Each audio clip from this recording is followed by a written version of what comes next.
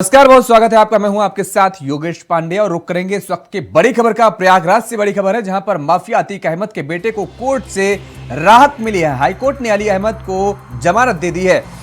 पूरा मुफ्ती थाने में मुकदमे में जमानत मिली है। आपको बता दें कि मुकदमा दर्ज था पूरा मुफ्ती थाने में, जिसमें आज जमानत मिली है। अली अहमद पर अगस्त 2022 को मुकदमा दर्ज हुआ था। मौजूदा समय में नैनी सेंट्रल जेल में बंद है अली अहमद।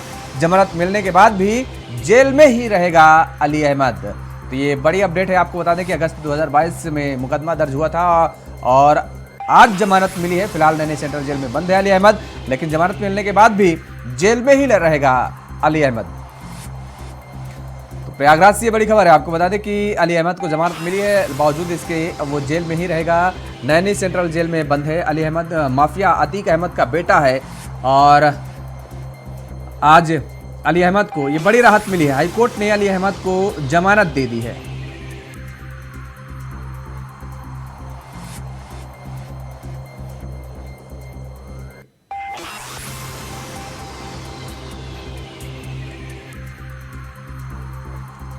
तो अगस्त 2022 को दर्ज हुआ था मुकदमा।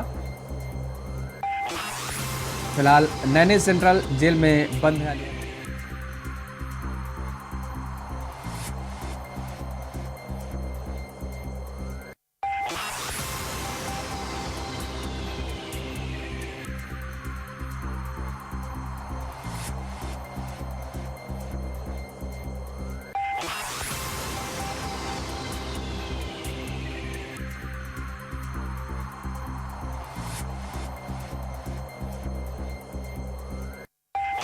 जमानत मिली है। पूरा मुफ्ती थाने में दर्ज था मुकदमा और जिस मामले पर ये जमानत मिली है, अगस्त 2022 का ये मामला है जब मुकदमा दर्ज हुआ था और आज जमानत मिली है।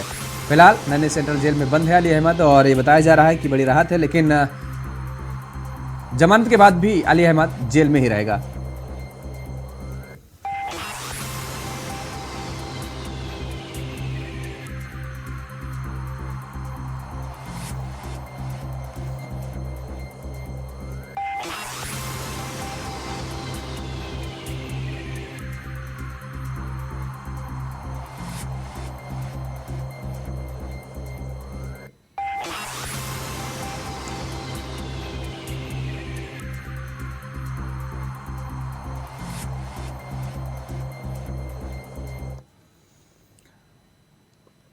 और इस बीच आपको सीधे ले चलते हैं दिल्ली, जहां पर प्रधानमंत्री नरेंद्र मोदी तुर्की और सीरिया में राहत शिविर में बचाव कार्य में जुटे जवानों को संबोधित कर रहे हैं। जब गुजरात का भूकंप आया तो के रूप में बचाव लंबे समय तक वहां एक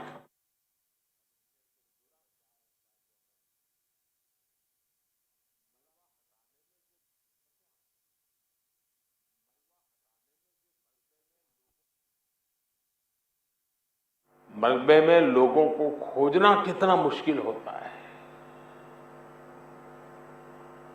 खाने पीने की दिक्कत कितनी होती है, दवाइयों से लेकर अस्पताल की जो जरूरत होती है। और मैंने तो देखा था भूज का तो पूरा अस्पताल ही ध्वस्त हो गया था, यानी पूरी व्यवस्था ही तबाह हो चुकी थी। और उसका मुझे फर्स्ट हैंड एक्सपीरियंस रहा है। वैसे ही जब 1979 में गुजरात में ही मोरबी में मच्छू डैम जो बांध टूटा और पूरा गांव पानी से तबाह हो गया, पूरा शहर मोरबी तबाही मची थी, सैकड़ों लोग मारे गए थे। एक वॉलेंटियर के रूप में तब भी मैं वहां महीनों तक रह करके ग्राउंड पर काम करता था। मैं आज अपने उन अनुभवों को याद करते हुए कल्पना कर सकता हूं कि आपकी मेहनत कितनी जबरदस्त होगी, आपका जज्बा, आपकी भावनाएं मैं भली भांति फील कर सकता। आप काम वहां करते थे, मैं यहां अनुभव करता था कैसे करते होंगे। और इसलिए आज तो मौका है कि मैं आपको सैल्यूट करूं और मैं आपको सैल्यूट करता हूं।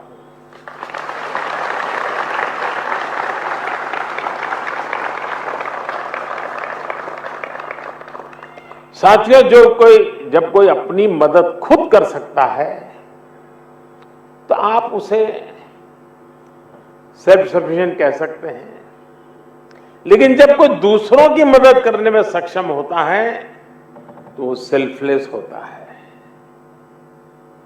ये बात व्यक्तियों पर ही नहीं बल्कि राष्ट्रों पर भी लागू होती है। इसलिए भारत ने बीते वर्षों में सेल्फ सफिशिएंसी के साथ साथ सेल्फलेसनेस की पहचान को भी सशक्त किया है।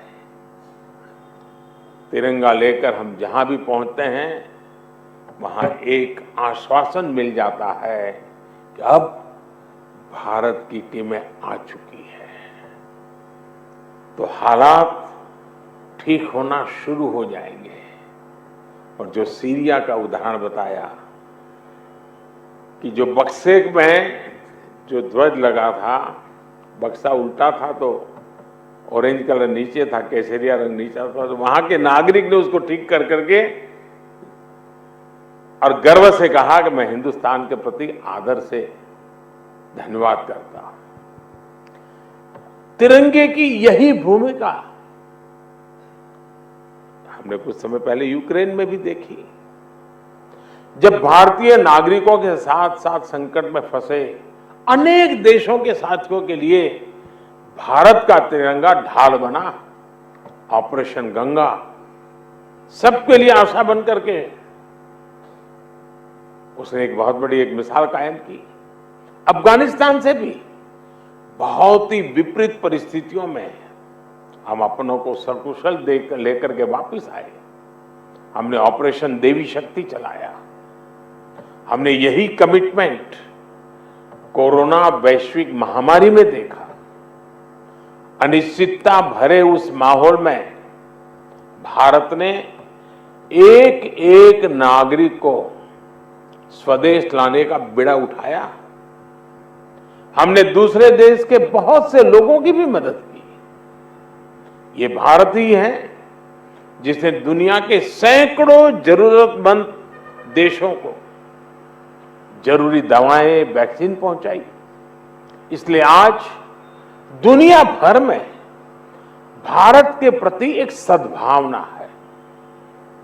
साथियों, ऑपरेशन दोस्त मानवता के प्रति भारत के समर्पण और संकट में फंसे देशों की मदद के लिए तत्काल खड़े होने के हमारे कमिटमेंट को भी दर्शाता है। दुनिया में कहीं भी आपदा हो, भारत फर्स्ट रिस्पॉन्डर के रूप में तैयार मिलता है। नेपाल का भूकंप हो, मालदीव में, श्रीलंका में संकट आए हो, भारत सबसे पहले मदद के लिए आगे आया। अब तो भारत की सेनाओं के साथ साथ एनडीआरएफ पर भी देश के अलावा दूसरे देशों का भरोसा बढ़ता जा रहा है। मुझे खुशी है कि बीते वर्षों में एनडीआरएफ ने देश के लोगों में एक बहुत अच्छी साख बनाई है। देश के लोग आपको देखकर ही कहीं पर भी संकट की संभावना हो, साइक्लोन हो, जब जैसे ही आपको देखते हैं तो आप पर विश्वास करना शुरू कर देते हैं, आपकी बात मानना शुरू कर देते हैं। संकट की किसी घड़ी में, चाहे वो साइक्लोन हो, बाढ़ हो या फिर भूकंप जैसी आपदा, जैसे ही एनडीआरएफ की वर्दी में आप और आपके साथी फील्ड पर पहुंचते हैं, लोगों की उम्मीद लौट आती है, विश्वास लौट आता है। ये अपने आप में बहुत बड़ी उपलब्धि है।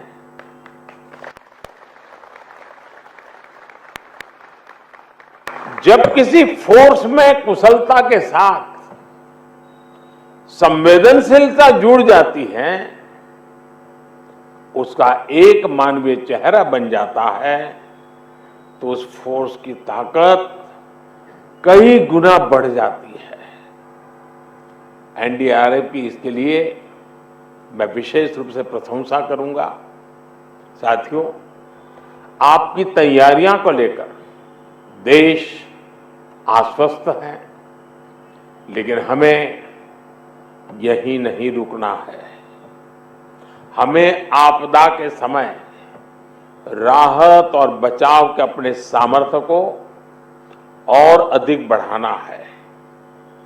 हमें दुनिया के सर्वश्रेष्ठ राहत और बचाव दल के रूप में अपनी पहचान को सशक्त करना होगा।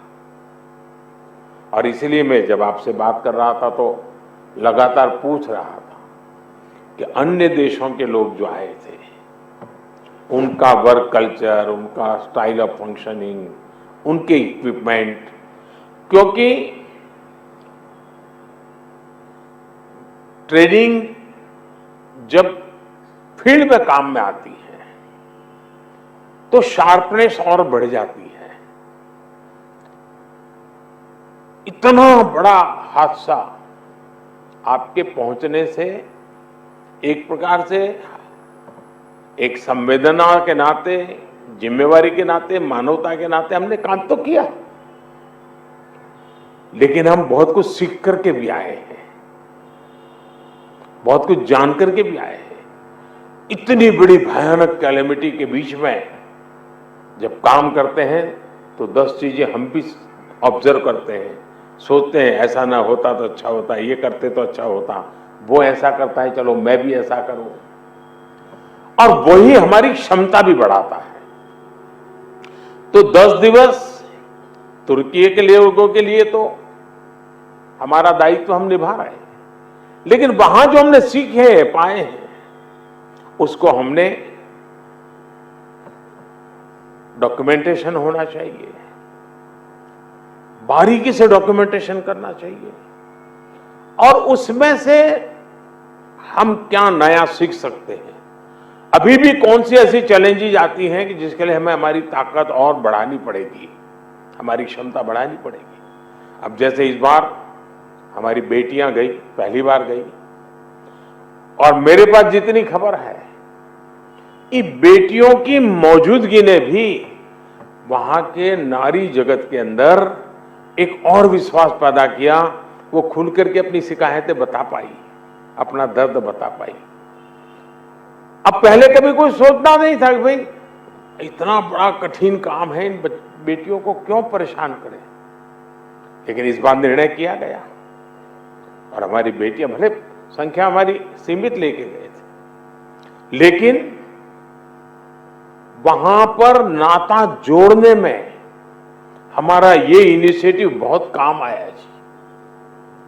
मैं मानता हूं कि हमारी अपनी तैयारी जितनी बेहतर होगी, हम दुनिया की भी उतने ही बेहतर तरीके से सेवा कर पाएंगे। मुझे विश्वास है साथियों, आप बहुत कुछ करके आए हैं और बहुत कुछ सीख करके भी आए हैं। आपने जो किया है उससे देश का मान सम्मान बढ़ा है। आपने जो सीखा है उसको अगर हम इंस्टीट्यूशनलाइज करेंगे।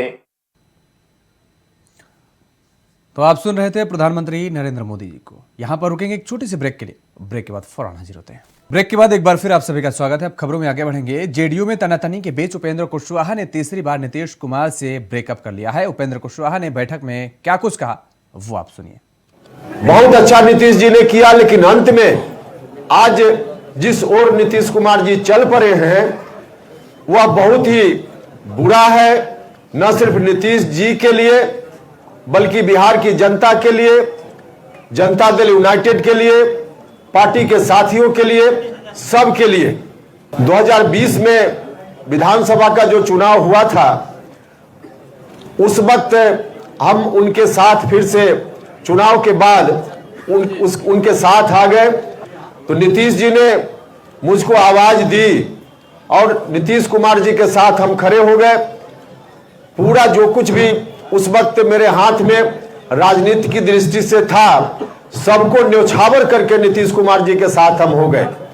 कहने वाले तो यह भी कहते हैं कि इन्होंने अपनी पार्टी को जिंदा रखने का काम किया आरएलएसपी को, लेकिन सरासर ऐसे लोग झूठ बोलते हैं, गलत बोलते हैं। उपेंद्र कुशवाहा के मन में कुछ भी नहीं था। उपेंद्र कुशवाहा ने अपना सर्वस्व राजनीति में जो कुछ भी था सब न्यौछावर करके उनके साथ आना स्वीकार किया था।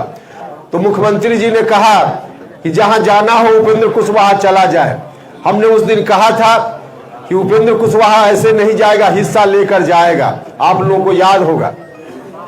लेकिन तब हम हिस्सा की बात करते थे। अब तो इस निष्कर्ष पर हम लोग पहुंचे हैं कि हिस्सा किस बात का मुख्यमंत्री जी से हम मांगे। अब मुख्यमंत्री जी के पास है क्या कि हम उसका हिस्सा मांगे। मुख्यमंत्री जी ने सारी चीज अब गिरवी रख देने का काम किया है। जो बाप दादे की संपत्ति, राजनीतिक संपत्ति जिसकी बात हमने की थी कि हम उसमें हिस्सा चाहते हैं, अब हम आज महसूस कर रहे हैं कि हम हिस्सा जो मांग रहे हैं, अब नीतीश जी के हाथ में तो वह जायदाद, राजनीतिक जायदाद है ही नहीं। हम तो सब छोड़ कर आए थे।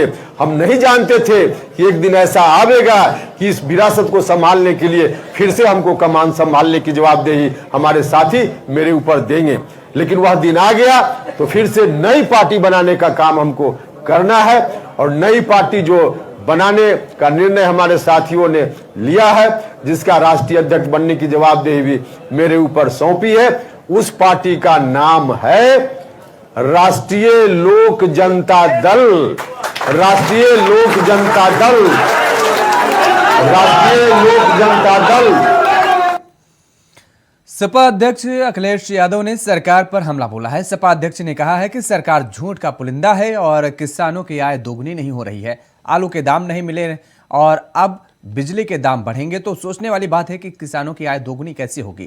केशव प्रसाद मौर्य पर भी पलटवार करते हुए उन्होंने कहा कि वो क्या बात करेंगे, वो नौकरी करते हैं। दरअसल जाति जनगणना पर कल केशव प्रसाद मौर्य ने अखिलेश यादव पर हमला बोला था।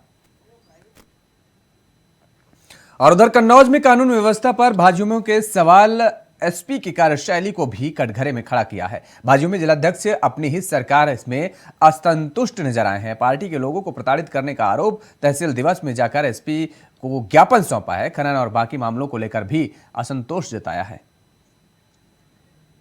कानून व्यवस्था को लेकर पूरे जनपद में पुलिस प्रशासन का जो रवैया है, आदरणीय कुमार अनुपम जी के आने के बाद जिस तरह से क्षेत्र में आम जनमानस के साथ जो गुंडा या चोरी डकैती जैसे मामलों में जो एफआईआर हुई है उस पर कोई अभी तक खुलासा ना किया गया है। इस पे लेकर हमने मांगों का पूरा ज्ञापन अपने पार्टी के पदाधिकारियों के साथ आज कप्तान साहब को दिया है। आरएसएस प्रमुख मोहन भागवत सोमवार को यूपी के सीतापुर दौरे पर रहे, जहां उन्होंने जिला कार्यवाह कृष्ण कुमार प्रजापति के घर पर पहुंचे और भेंट मुलाकात की है और इसके बाद लखनऊ के लिए रवाना हो गए।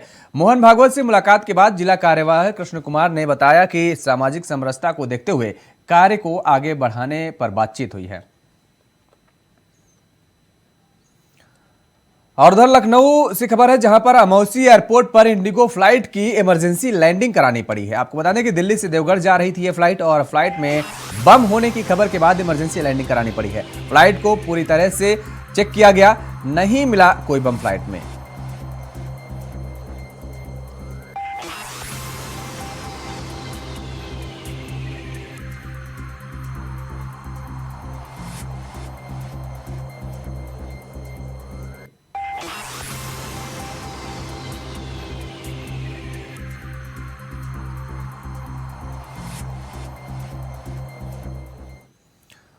और खबर रायबरेली से है, जहां पर पीड़ित किसान न्याय के लिए सदर तहसील के चक्कर लगाकर थक हार गए हैं। तो अब पीड़ित किसान कलेक्ट्रेट परिसर अतीत बचत भवन में धरने पर बैठ गए हैं। धरने की सूचना मिलते ही तहसील प्रशासन के होश उड़ गए। आनन फानन में तहसीलदार धरना स्थल पर पहुंचे और फिर बैठक कर पीड़ितों की फरियाद सुनी। केसरी किसान की बहुत भरी जमीन पर प्रशासन ने, एडीएम प्रशासन ने कई 200 शिकायतें की गई, लेकिन उनकी मदद नहीं गई। उनकी बहुत भरी जमीन पर मंदिर बनवा दिया गया, यहाँ तक कि और अन्य गिट्टी मौरंग से उसकी जमीन को नष्ट भ्रष्ट किया। 2-3 मुद्दे थे जिसको जो है अभी अवगत कराया गया है हमारे किसानों के द्वारा, और इसको जो है तत्काल दिखवाया जाएगा। कुछ तालाब के संबंध में शिकायतें, एक उनकी भूमिधरी का प्रकरण है और उस पर वार्ता हो गई है। अब भूमिधरी में मुकदमे इन्होंने बता रहे हैं। खबर जौनपुर से है, जहां पर बिजली विभाग के संविदा कर्मचारी वेतन नहीं मिलने से नाराज हैं और जल्द ही वेतन नहीं मिलने पर उन्होंने कार्य बहिष्कार करने की भी चेतावनी दी है। कर्मचारियों ने शाहगंज के उप जिलाधिकारी को ज्ञापन देकर वेतन दिलाने की मांग की है और उनका कहना है कि संविदा कर्मियों को शोषण किया जा रहा है।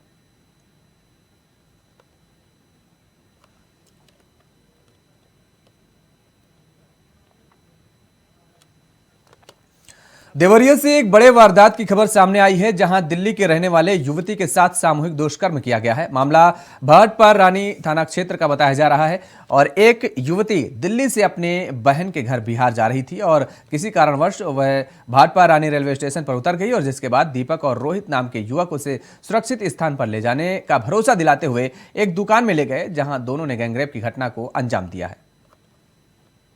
ये देवरिया जनपद में भाटपार रानी कस्बे की घटना है, जहां एक 21 वर्षीय युवती ने कस्बे के रहने वाले 2 युवकों पर सेक्सुअल असॉल्ट का आरोप लगाया है। पुलिस को सूचना मिलते ही पुलिस तुरंत मौके पर गई है। एफआईआर इस प्रकरण में पंजीकृत हो गई है और दोनों अक्यूज्ड जो हैं उन्हें गिरफ्तार कर लिया गया है। खबर रायबरेली से है, जहां पर ओवर ब्रिज की रेलिंग से डीसीएम टकराई है। हादसे में 3 लोग घायल हो गए हैं और जिन्हें भर्ती कराया गया है। सूचना मिलने पर मौके पर पहुंचे पुलिस घायलों को अस्पताल में भर्ती कराया गया। रायबरेली से लखनऊ जा रही थी डीसीएम। बछरामा कोतवाली क्षेत्र का यह पूरा मामला बताया जा रहा है।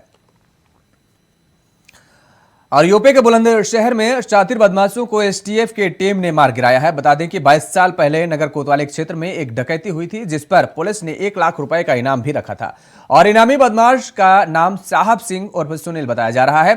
बता दें कि 17 अगस्त 2001 की रात को सशस्त्र डकैतों ने रेलवे कॉन्ट्रैक्टर तारिक सिद्दीकी के घर डकैती डाली थी और इस डकैती में बदमाशों ने 2 नवजात समेत 5 लोगों की हत्या कर दी थी। और आपको बता दें, इसके साथ ही अगली खबर का रुख करेंगे अब सिद्धार्थनगर का, जहां पर बांसी माघ में बार बालाओं का डांस वीडियो वायरल हो रहा है। यह बार बालाओं का डांस जिम्मेदारी की मिलीभगत से कराया जा रहा है। सिर्फ संस्कृत कार्यक्रम नहीं बल्कि अश्लील गाने पर भी जमकर नाच गाने चल रहे हैं और इस माघ मेला में 24 घंटे रहती है प्रशासन की नजर। प्रशासन इस अश्लील गाने पर डांस रोकने पर नाकाम रहा है। बांसी माघ मेले का ये वायरल वीडियो बताया जा रहा है।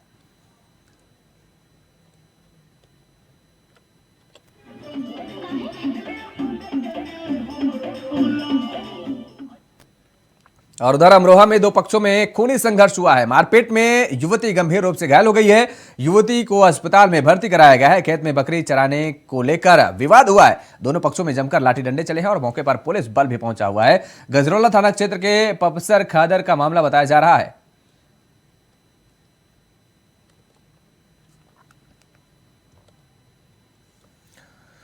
और उधर आगरा में पुलिस और स्वाट ने गांजे की बड़ी खेप पकड़ी है। 220 किलो गांजे के साथ ट्रक पकड़ा गया है। ड्राइवर का भी गिरफ्तार कर लिया गया है। देर रात पुलिस ने कार्रवाई की है। विशाखापट्टनम से तस्करी के लिए ले जाया जा रहा था गांजा।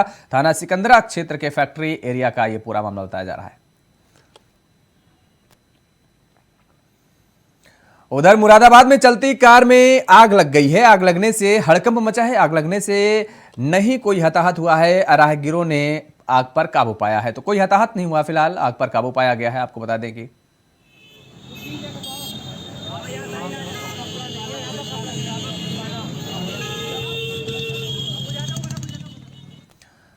कासगंज में सोमवार को विशाल मुख्यमंत्री सामूहिक विवाह का आयोजन हुआ है, जिसमें 94 जोड़े शादी के बंधन में बंधे हैं और इस सामूहिक विवाह में योजना का फायदा उठाने के लिए 3 जोड़े बच्चों की मम्मी पापा होते हुए भी दोबारा दुल्हन बनकर मंडप पर बैठ गए। वहीं इस मामले को लेकर सीडीओ ने संज्ञान लेते हुए जांच पड़ताल शुरू कर दी है।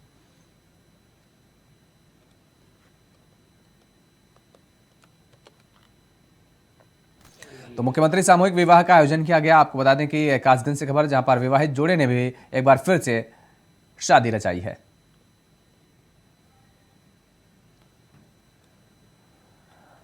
अलीगढ़ की खैर तहसील में एक बुजुर्ग भूखी हड़ताल पर है। आपको बता दें कि हड़ताल पर बुजुर्ग बैठी हुई है और बुजुर्ग का कहना है कि पिछले 32 सालों से चौकीदारी के लिए, लेकिन इसका वेतन नहीं मिला है। अपने वेतन के लिए बुजुर्ग ने लखनऊ से लेकर अलीगढ़ तक के कई अधिकारियों से गुहार लगाई, उसके बाद भी वेतन नहीं मिला और इसलिए पीड़ित चौकीदार ने एसडीएम कोर्ट के ही सामने बैठकर भूख हड़ताल करने लगी।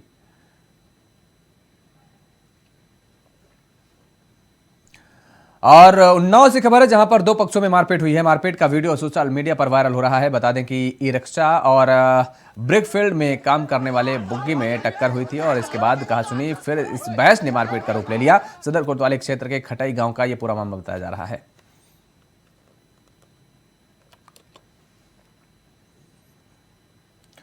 उधर बस्ती जिले के लालगंज थाना क्षेत्र में 8 साल की बच्ची की हत्या का मामला सामने आया है। पुलिस ने चौंकाने वाला मामला को खुलासा भी कर दिया है। हत्या करने वाले दरिंदे ने टॉफी देने के बहाने बच्ची को अपने साथ ले गए और बच्ची के साथ दुष्कर्म करने के बाद हत्या कर दी थी।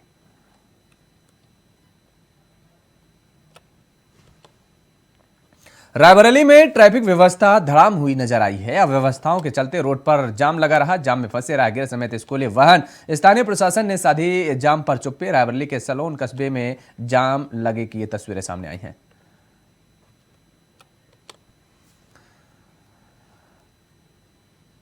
इस बुलेटिन में फिलहाल इतना ही। खबरों के लिए आप बने रहिए इंडिया वॉइस के साथ। नमस्कार।